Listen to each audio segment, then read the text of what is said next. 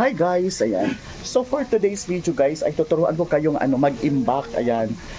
Pickle, ayan. Gagawin tayo ng pickle okra, ayan, di ba? So meron palang pickle okra, pickled okra, tama ba? So since marami tayong okra ngayon, so magpipickles tayo, ayan. So pwede natin siyang pulutanin soon.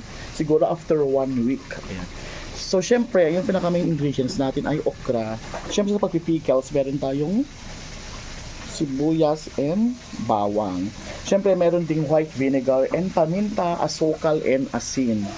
So, yan malalaman natin mamaya. So, first thing first, hugasan muna natin itong mga okra.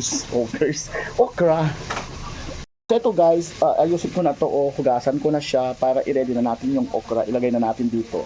Para ibubuhos na lang natin yung sauce niya mamaya. So, ayan, nahugasan na siya guys. Tagalin natin yung dito, yung pinaka niya. Ano nito yun?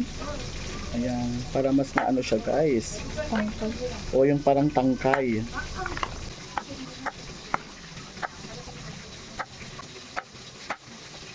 So nahugasan ko na siya at nababad ko na siya sa mainit na tubig.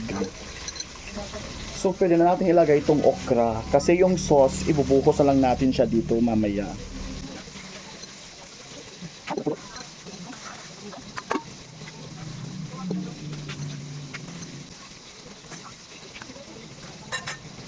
So kailangan natin ng bawang. Ayan mga siguro isang lang siguro. Mga isang buong bawang lang.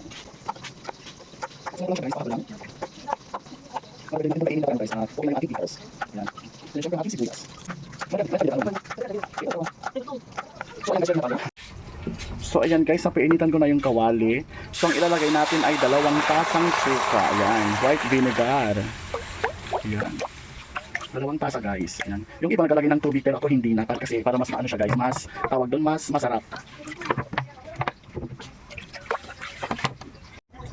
Siyempre paminta, powder yung ginamit ko guys para mas manuot yung mas manuot yung lasa ng paminta. Ayan. So depende rin sa inyo guys kung gaano kaanghang or kaalat or gaano ka tamis yung gusto nyo dito sa kutsara nyo guys ha. And sugar, ayan. So kailangan maglagay. Depende sa inyo guys. Ako tinatansyak. So ako guys, tinatansyak ko na lang yung aking atsara kasi nararamdaman mo naman kung okay na siya. Basta nakadepende sa inyo guys kung gaano katamis, kaanghang, ganon, or kaalat.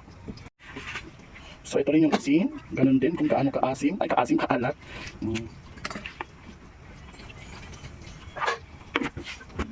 Ano lang, inasadyan mo. So ayan guys, kumukulo na ang ating mixture. So pwede na natin ilagay yung ating sibuyas at bawang.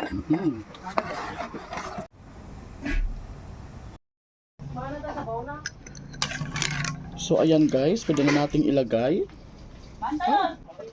yung ating mixture.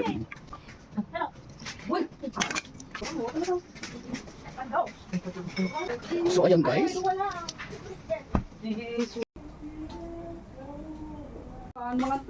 So ayan, ready na.